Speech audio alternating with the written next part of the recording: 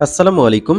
প্রিয় সপ্তম শ্রেণীর শিক্ষার্থীরা, এখন তোমাদের সামনে যে প্রশ্নটি উপস্থাপন করা হয়েছে, এটি একটি স্কুলের বার্ষিক পরীক্ষার ইতিহাস ও সামাজিক বিজ্ঞান বিষয়ের ওপর প্রশ্ন। প্রথমত, এখান থেকে 60% বা তারও বেশি 70%, 80%ও কমন পেতে পারো, এটি আমি বলতে পারি। কারণ এই প্রশ্নগুলো উল্টাপাল্টা করেই বিভিন্ন স্কুলে প্রশ্ন করা হচ্ছে। আমি যতটা খেয়াল করলাম। তো তোমাদের জন্য ৩ ঘন্টা সময় থাকবে, পূর্ণমান ১০০। নৈর্ব্যক্তিক প্রশ্ন থাকবে ১৫টি, এখানে যেটা দেখতে পাচ্ছ। যেমন বাংলা অঞ্চলে প্রাপ্ত সবচেয়ে প্রাচীন লিপি কোনটি? তারপর হচ্ছে ইবনে বতুতা কত খ্রিস্টাব্দে বাংলায় এসেছিলেন? এগুলো তোমরা বই থেকে বা গাইড থেকে উত্তর সংগ্রহ করে পড়তে পারো। প্রাচীনকালে বাংলায় কোন পণ্যটির খ্যাতি ছিল বিশ্বব্যাপী? তারপর মানুষের অর্থনৈতিক জীবন গড়ে ওঠে মূলত ১৯৪৭ সালে ভারত ভাগ হয়ে যেসব রাষ্ট্রে জন্ম হয়? ভারত, পাকিস্তান, বাংলাদেশ, এই ৩টা, তাই না? তো এখানে উদ্দীপক আছে, উদ্দীপক দেখে ৬ এবং ৭ এর উত্তর করতে হবে। তারপর ৮ নম্বর, ৯ নম্বর এভাবে প্রশ্ন দেয়া আছে। খুব সুন্দরভাবে প্রশ্নগুলো দেয়া আছে। কঠিন না।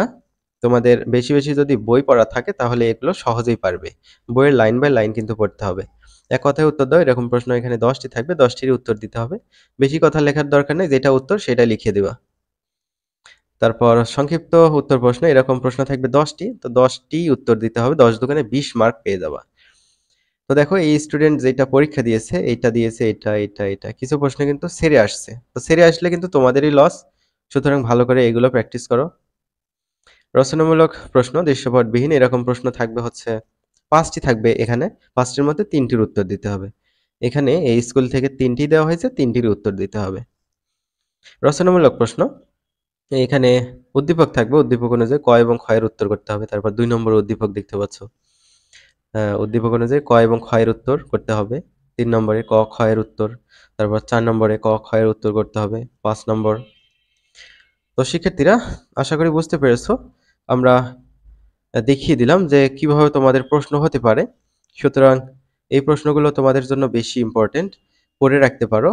এর মধ্যে থেকে ৬০-৭০% বা ৮০%ও কমন পেতে পারো।